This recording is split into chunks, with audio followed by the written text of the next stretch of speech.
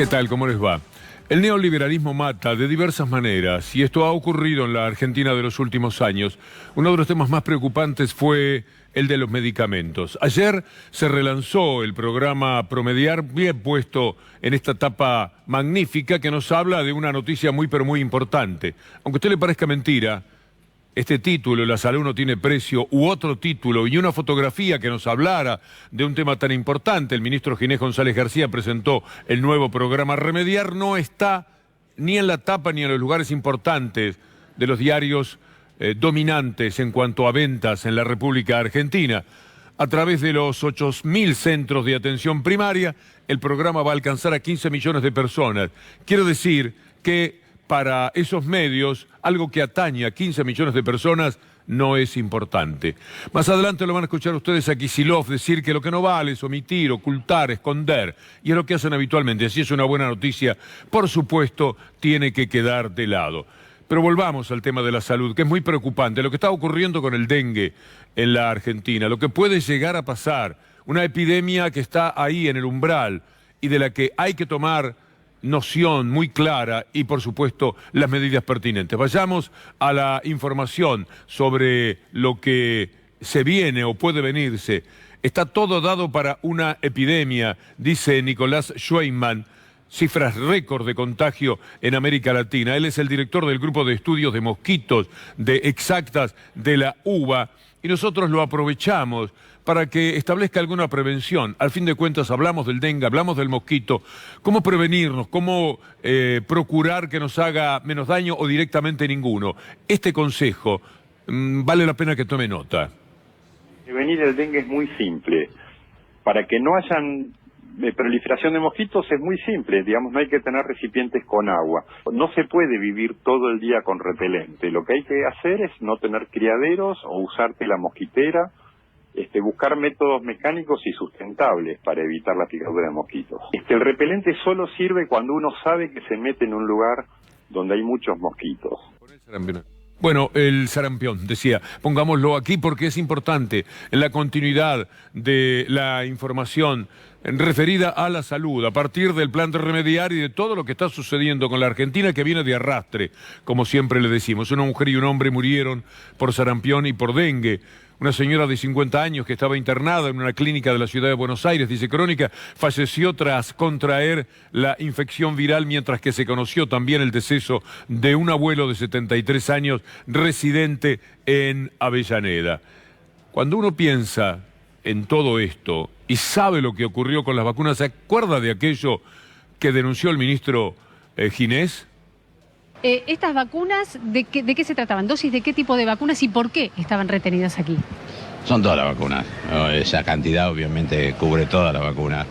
Lamentablemente desde el 6 de junio, que es la primera partida, hay 46 partidas que llegaron de vacunas que fueron pagadas por el Estado argentino, que se gastaron 84 millones de dólares y que por no pagar lo que se cobraba de tasa de aduana para salir de la aduana, no estuvieron disponibles para la gente. Eso. Ginés González García, el ministro, hablando de un tema que ha merecido una película documental, el de los medicamentos, etcétera, en la República Argentina, de Nicolás Kreplak, que fue viceministro. Es muy interesante, nosotros vamos a tomar una parte, porque todo lo que surge de allí es de interés, para que podamos entender qué es lo que ha estado ocurriendo en la Argentina y qué es lo que está por venir. Y ese es el papel del Estado, no como el factor fundamental de la producción y la propiedad de los bienes, pero sí por lo menos como una empresa testigo que tenga algún papel y alguna capacidad del Estado de por lo menos acceder a los saberes vinculados a esas producciones.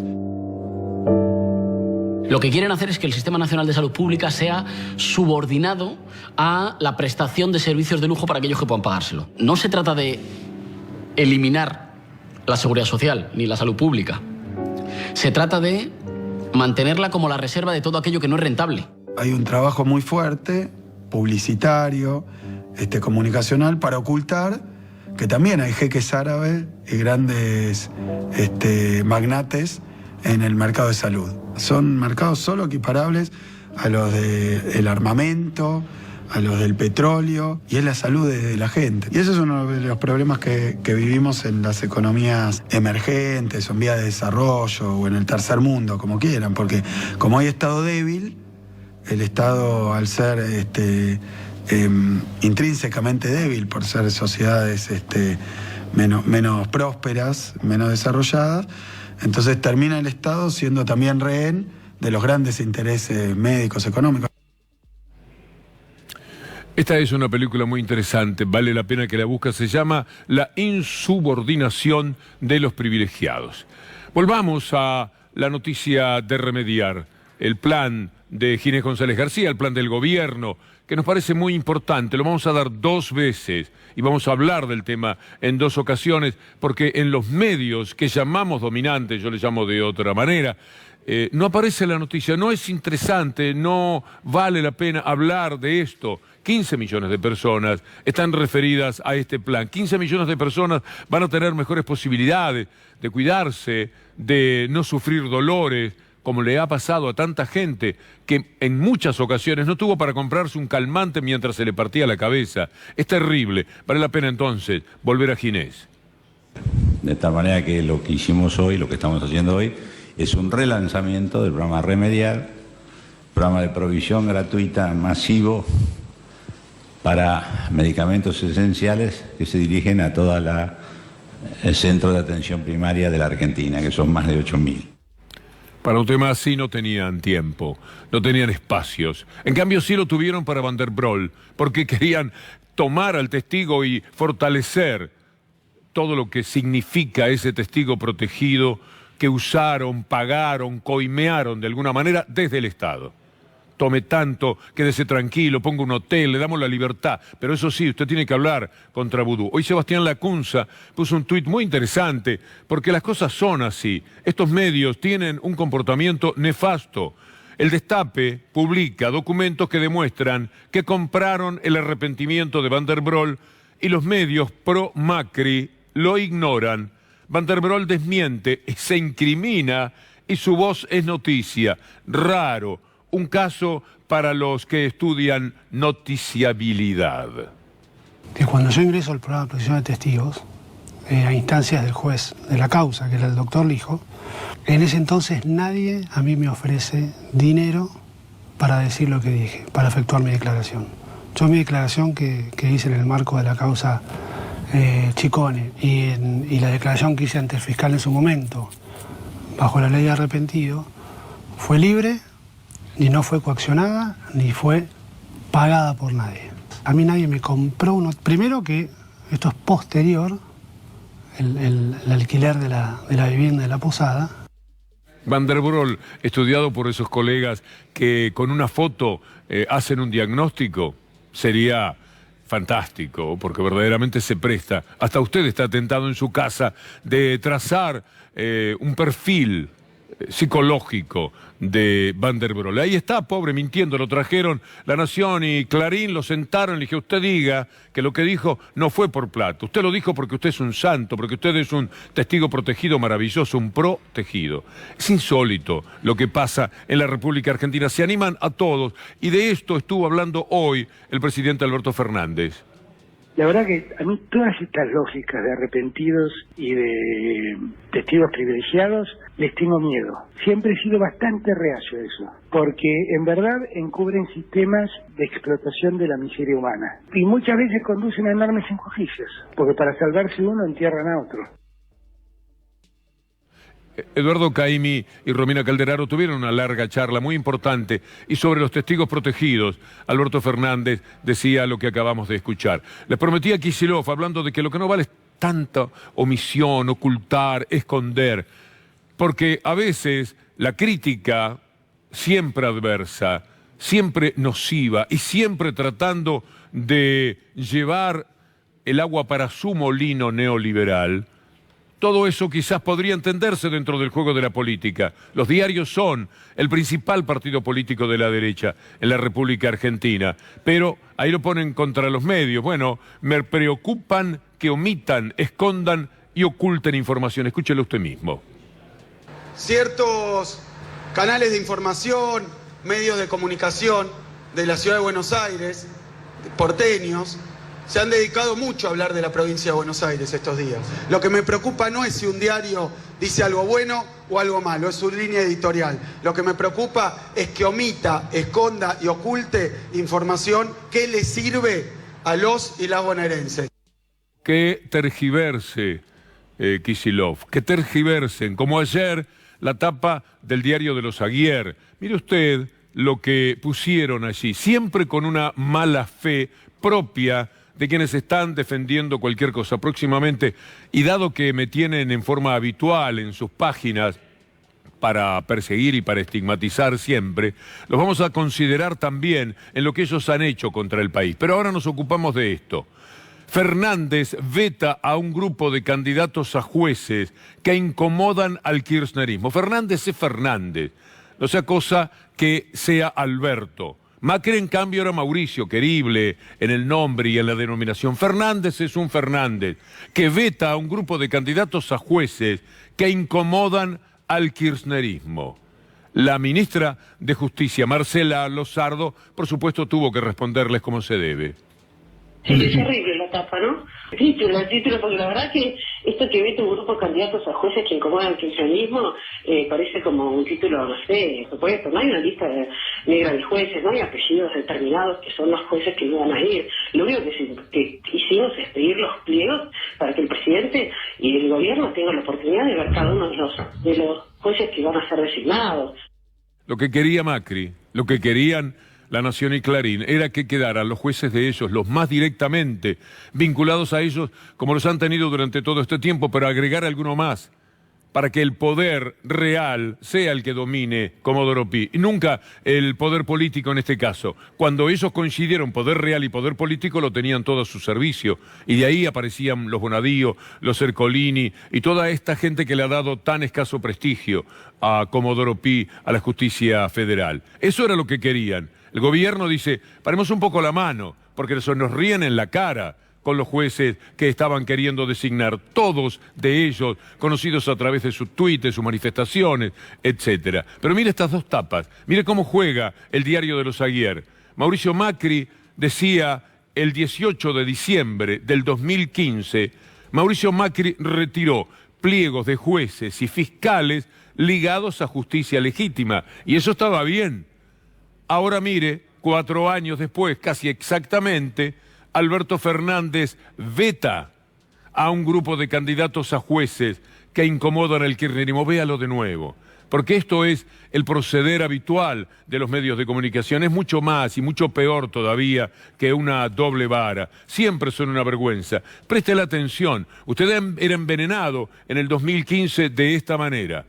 Mauricio Macri había empezado retirando los pliegos de jueces. Fue de lo primero que hizo, 8 días iban. En esos días nombró a 2 integrantes de la Corte Suprema de Justicia y a ellos les parecía encantador. Ahora Alberto Fernández veta a un grupo de candidatos a jueces que incomodan al kirchnerismo. Esto nos pasa en forma constante. Y también están los hechos culturales. El dólar es todo un problema para nosotros. Y nadie escapa, ni quien le habla, a que cada vez que tuvo un ahorro, se marchó al dólar. Así hemos sido. Hay una cultura del dólar que no la tiene ningún otro país. Cristina Fernández de Kirchner invitó a que la gente creyera en el peso. Dilapidó una buena parte de 3 millones de dólares que tenía para jugar a favor del peso. No caminó, no prosperó, pero por lo menos, ya que tanto hablaba, tenemos que ir al peso y no a los dólares, jugó sus propios dólares en aquel momento, y eso se sostuvo durante varios años hasta que dejó de ser la presidenta de la República. Ahora hay algunas noticias que valdrá la pena, son pequeñitas, poco a poco, y no sé cuánto van a durar, pero las queremos compartir con ustedes después de este recordatorio de CQC con nuestro estimado Diego Iglesias. Según datos del Banco Central, hasta septiembre de este año, solo el 11% de los argentinos compró dólares. Sin embargo, pareciera que estamos todos pendientes de la moneda estadounidense. Acá en San Pablo, la relación de los brasileños con el dólar es muy distinta. ¿Usted sabe cuánto ha cotizado tu dólar en no país? No, no sé. No. No. Não faço nem ideia. Não sei. Não tem ideia? Não tenho ideia. Não faço a menor ideia. Você conhece, sabe quanto é a cotação do dólar? Do dólar, moço, tô fora de moda. Isso há 10 anos atrás. Conhece quanto custa sua casa em dólar? Não. Também não sei. Não. Não. Não tem ideia. Não tenho ideia. Não tenho a menor ideia. Não tem ideia. Aqui é só reais. Só reais. Dólar não existe aqui. ¿Sabes a cuánto cotiza el dólar? 4.20. 4.20, una cosa así. 4.30. 4.26, creo. 4.26. Bueno, esa era una nota que seguramente resultaba una respuesta. Fue en ese momento que, creo, Cristina Fernández de Kirchner tomó sus dólares, una suma muy importante, 3 millones, y dijo, los voy a poner en pesos. E invitaba a que lo hicieran los demás, para ver si podíamos salir de esa cultura. Es imposible.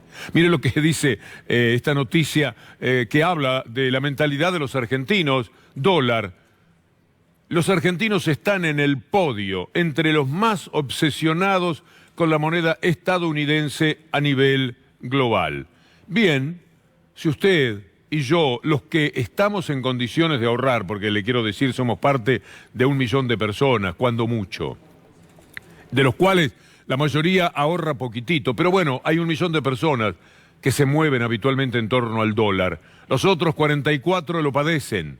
Las consecuencias de que estemos siempre metidos en la cultura del dólar, acechados por el dólar. Ahora, la pequeña buena noticia es que la compra de dólares cayó un 80% y el gasto en viajes fue el más bajo en casi una década. Esto vale la pena, porque mire que nos han hecho cosas, en función de los préstamos, de la deuda, etcétera. El dólar pasó a costar cualquier barbaridad en los tiempos de Macri, que decía el dólar no hay ningún problema, el dólar nos vamos a embuchar de dólares y van a llover las inversiones y todo eso, ese mundo de disparates en el que estuvo metido, y mucha gente le creyó, no a él quizás, o un poco a él, pero le creía a los diarios que blindaban toda esa cultura y toda esa información. Mire lo que es ahora la economía de la Argentina. Mire lo abajo que quedó en el año 2019. Una economía arrasada justamente por todos estos males. En el 2019 la economía en la Argentina se hundió 2.1. Eso pasó con la economía este último año, que por suerte terminó como nunca en diciembre. Se viene la Argentina que soñamos. Hagámonos cargo de decirles a los argentinos, es por acá. Por acá vamos hacia el futuro. Por acá sus hijos van a tener mejores oportunidades de las que tuvieron ustedes. Por acá todos vamos a sentirnos incluidos. Esta vara alta que hemos puesto estos años, hay que cuidarla. Hay que tenerla ahí. Esto nos ha ocurrido. Este hombre ha pasado por nuestras vidas, y si un presidente es un poco el padre de todos, estábamos mal en ese sentido, muy pero muy mal. Claro, Macri es Macri, toda su insolvencia en cada uno de los sentidos que pensemos en las calidades de las personas. Pero el Fondo Monetario Internacional, que ahora anda por aquí o estuvo aquí y dejó un saldo positivo para el nuevo gobierno, de todas maneras, no tienen la mínima autoridad, ya no moral, porque por supuesto eso no se les puede atribuir jamás. No tienen autoridad tampoco en cuanto al supuesto conocimiento que tienen del mundo. Miren lo que decían en 2017, cuidado, octubre, se venían las elecciones, querían jugar a favor del gobierno en aquello que fue un pequeño verano, el único de meses que tuvo el gobierno. Entonces se animaban, proyección de crecimiento para la Argentina. Este es el Fondo Monetario Internacional. Prometían para el 2018 2.5 y para este 2019 2.7 y para el 2020 3.1 y 3.2 y 3.2. La Argentina se iba a embuchar de dólares y de inversiones y la economía iba a crecer si lo votaban a Macri. En el 2017. Último grave error cometido por la población argentina. Será por la población cuánto está opacada la democracia cuando todos ellos, con su enorme poder, porque esto por supuesto estaba en todos los diarios, en todos los títulos, la Argentina crece, no parará de crecer. Mire el 2019, mírelo otra vez. 2.7 daban de crecimiento. O sea que le erraron estos truanes por 5 puntos. Estos son los que se supone que saben. A lo mejor saben, pero ellos juegan para ellos. Y ellos son lo Macri aquí, lo Paul Singer en los Estados Unidos. Juegan para otro tipo de intereses. La patria de ellos no es la suya. No, de ninguna manera. Ellos tienen otra banderita muy importante. Es muy triste corroborarlo cada día, porque cuando uno conoce la cifra ahora de qué pasó en el 2019 y se acuerda de todas estas mentiras, tendría que aprender. Alguna vez tenemos que aprender. Hay un tal Galeani que fue viceministro del gobierno anterior que no quiere aprender o sigue en ese mundo de desparpajo y falacias que los ha caracterizado. La deuda que se tomó, que en el fondo se utilizó para pagar deuda. Pero es que es un error pensar que hacer quita es algo bueno para el país. Sebastián, para vos, si hubiera ganado Macri las elecciones, ¿hoy estaríamos mejor en términos financieros que con este triunfo de Alberto? Por supuesto, no estaríamos hablando de esto. ¿No habría ni riesgo de default para vos? Obvio. Qué mentirosos que son, como dice el Papa, qué mentiroso que sos. Qué bárbaro. Porque piensen ustedes que el default ya fue parte del gobierno anterior. El país cayó en default, escondido a través del negocio con el Fondo Monetario Internacional, el negocio del Fondo Monetario Internacional, por supuesto que no el del país. A principios del 2018, el mundo dejó de prestarle dineros a aquellos que decían, el mundo nos quiere, el mundo nos ama, el mundo nos da cualquier cosa.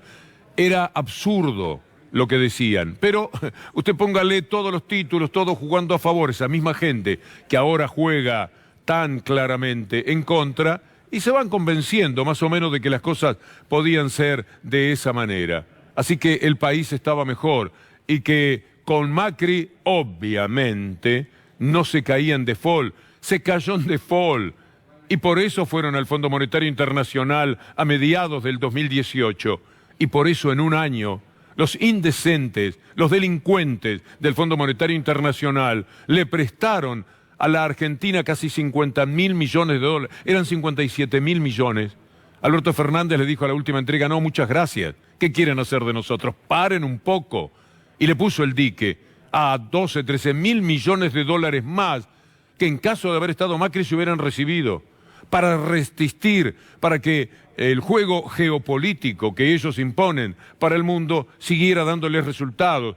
Porque lo que les importa era Macri jugando contra Venezuela, Macri jugando contra Evo Morales, Macri jugando contra la patria grande. Lo que quería Estados Unidos era que fuéramos una vez más el patio trasero de la vida de los Estados Unidos. Y por supuesto con gente como Macri, ni hablar con Bolsonaro, y todos ellos lo consiguen. Por eso es que auspician este tipo de gobierno. ¿Qué les importa el hambre?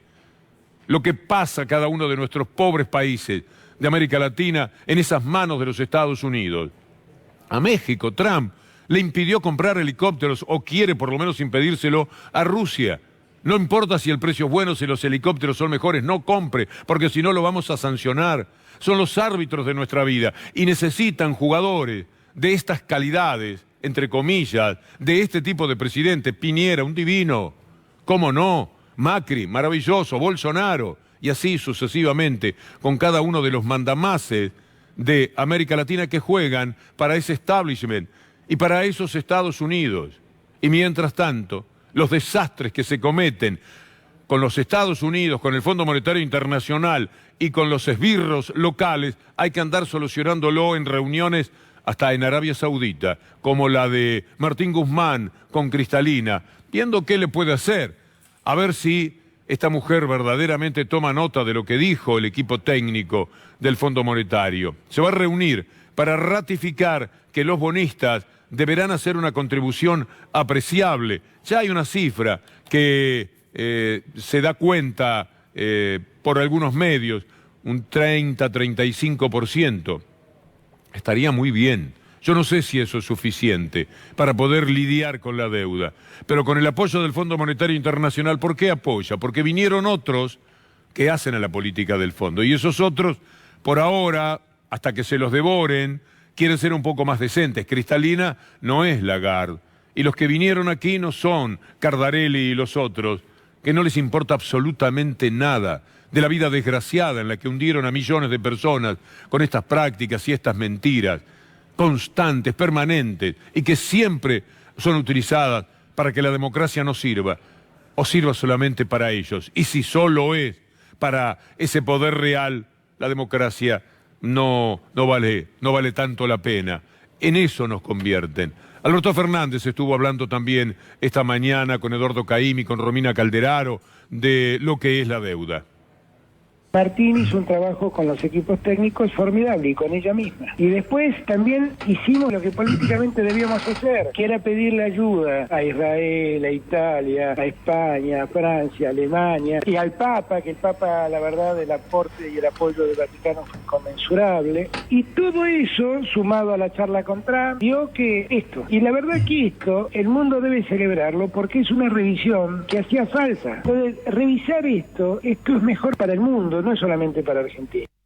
Y mientras tanto, hay que adecentar el país donde uno ponga el dedo, salta push, después de este gobierno, donde sea. ¿Cuál tema? Elija uno y piénselo usted mismo. Piense en la economía, bueno, ha visto recién. Piense en la salud, piense en los jubilados que perdieron un 20%, piense en aquellas personas que tienen una discapacidad, en los que perdieron el trabajo, en los que se tuvieron que ir otra vez en tantos científicos del país, mientras que ahora vienen y les duplican todo, y también la cantidad de becarios que se van a utilizar para que se queden, para que sueñen en la Argentina y trabajen y levanten la calidad del propio país. Pero hay que tomar medidas en todos los sentidos. Algunas usted ni sabe qué son, ni le importa mucho, la lee en el diario. Pero tome nota también de esto, porque es una manera de hacer un país más vivible, esto que va a haber ahora. La decisión que tomó el gobierno de derogar el decreto de Cambiemos, que flexibilizaba los controles de la Inspección General de Justicia a las sociedades offshore. Se animaron a hacerlo. En la cara de todos nosotros, sabiendo lo de los Panama Papers, sabiendo los negociados en el mundo de Macri, los dineros cuantiosos que tienen fuera del país, conociendo el blanqueo que hicieron a través de la reparación histórica que les sirvió un poco a algunos cientos de miles de apenas 1 millón que eran destinatarios, poquísimos. Bueno, todo eso hicieron y mientras tanto querían aligerar la carga. Aquí tenemos un buen título, un campeón, un champion en tirar la pelota afuera. Lo de champion viene porque eran los tiempos que Marcos Peña decía que Caputo era un jugador de la Champions League, juega en primera, es un fenómeno, no es un jugador de Aldo Civi, decía, en palabras textuales, Marcos Peña. Bueno, ese mundo en el que aligeraban todas las tensiones en lo económico, tuvo en Caputo una especie de adalid. Caputo fue al Congreso. ¿Se acuerda que el día que se fue por un papelito en una discusión que hubo con Cerruti, con Gabriela Cerruti? Ese mismo día, Caputo se había animado a decir que los Panama Papers, las cuentas offshore, son como una caja de seguridad que hay ahí. No tienen nada de malo. Escúchelo otra vez. También preguntaba Axel si el tema de las offshore es un delito. No, claramente no es. El único tema es tenerlas declaradas. Piensen en una offshore como si fuera una caja de seguridad. O sea, lo que uno tiene adentro de la caja de seguridad lo puede tener declarado o no. Eso no convierte a las cajas de seguridad en malas, en enemigas o algo. Simplemente cada uno tiene que ser responsable de lo que guarda en su caja de seguridad y tenerlo declarado. Las offshore se usan porque son jurisdicciones impositivamente neutras. Entonces, para muchos inversores esto facilita mucho todo porque el concepto justamente es que cada inversor... Este es Totito, el hombre que se las sabía todas, el campeón, y a lo mejor se las sabe todas, pero para otros. ¿Cómo puede ser un ministro que endeuda al país con aquellas empresas con las que trabajaba siempre? Les dio todo tipo de negocio, ya es redundante lo del préstamo a 100 años que les permitirá ganar 86 años cada año 200 millones de dólares de la Argentina que van a salir del plato de comida de las generaciones venideras, y son varias las que caben en 100 años. Es espantoso lo que nos han hecho, pero hay una cuestión cultural. Como el diario La Nación estaba también los Aguier hasta acá en materia de Panama Papers, y lo tuvieron que decir porque el periodista que había dicho lo de los Panama Papers, participando de un consorcio internacional muy particular, que retuvo la información de los Panamá hasta que Macri fue presidente, y después recién lo dijeron, y lo hicieron a sabiendas, por supuesto, en un acuerdo general con otros países. Mirá, ahora no lo podemos hacer acá, hay que retenerlo, espérame 2 semanas. Estaban tan sucios que también, ya que hablaban de los Panamá, tuvieron que decir que ellos tenían cuentas de Panamá. Y entonces, ¿qué hicieron? Crear una cultura a través de los títulos, de las notas, de personajes como este que decía, es como tener una caja de seguridad. Caramba, cuando buscaban los Panama Papers y las cuentas en el exterior de Cristina Fernández de Kirchner, e iban asociados Manieto y Paul Singer a través de destacados periodistas que iban a querellar contra Cristina Fernández de Kirchner, cuando le pasaban peine fino a todos los bancos, lo que estaban buscando eran esas cuentas, ¿o qué otra cosa buscaban?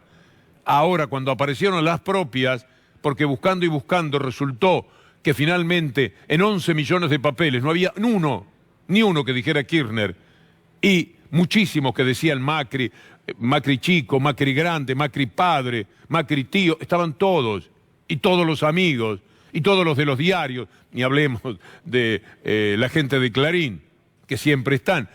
Los Aguier con sus cuentas además en Islas Caimán, y no exagero, están allí en las Islas Vírgenes Británicas, en Delaware. Esa gente crea una cultura. Siempre ganan la batalla por la subjetividad, como dice Jorge Alemán. Es la mayor victoria en general del capitalismo, pero de manera particular de ellos, de los neoliberales, de los que roban a través del neoliberalismo, además, en un capitalismo que ni siquiera es tal, porque el capitalismo, por lo menos a la usanza de los Estados Unidos, con todas las injusticias y lacras que esto supone para desgracia de la humanidad entera, lo hacen con otra seriedad, tienen una justicia que no tiene nada que ver, por supuesto, con la de Comodoro Pi, y tienen un periodismo con los matices necesarios como para el horror argentino no reproducirlo. Pero culturalmente ganan. Hay mucha gente que dice, los Panamá, qué sé yo, los Panama Papers, ¿te parecen mal los Panama Papers? Yo si pudiera tendría un Panama Paper. A las pocas horas, no a los 2 años de los Panamá, como estaba hablando Caputo. A las pocas horas un presidente de Islandia, atormentado por lo que habían descubierto en su país, correspondiéndose con un mundo periodístico mucho más decente, tuvo que renunciar. ¿Se acuerda de esto? El primer ministro islandés Sigmundur David Gunnlaugsson renuncia al cargo tras la filtración de los papeles de Panamá que lo vinculaban a una empresa en un paraíso fiscal. Una decisión adoptada en una reunión de su partido progresista y después de que pidiera la disolución del Parlamento al presidente Olafur Ragnar Grímsson. A este hombre le daba vergüenza y presentó su renuncia a todo, absolutamente a todo, y nunca más volvió a la política argentina. Macri tenía otra explicación para el asunto. ¿Qué es eso? ¿Qué pasó? ¿Que si yo hice sociedades o no? ¿En algún lugar o no? Son cosas mías de mi vida privada. ¿Qué es eso? ¿Qué pasó? ¿Que si yo hice sociedades o no? ¿En algún lugar o no? Son cosas mías de mi vida privada. Una sociedad offshore y donde yo estaba puesto como director, que es el caso es mi padre, ¿no? Hay instrumentos del mundo de los negocios que los usan todos y que es mentira como quiere instalar el kirchnerismo que son ilegales. Un offshore no es ilegal. La cuenta en el exterior, podría decir, en general tampoco, y que era lo que buscaban cuando andaban detrás de la corrupción de otros y se encontraban, tropezaban en la oscuridad de los turbios negocios de ellos mismos con sus propias cuentas. La seguimos el lunes, si Dios quiere. En Carnaval también vamos a estar aquí, aunque la vida no sea eso. Muchas gracias.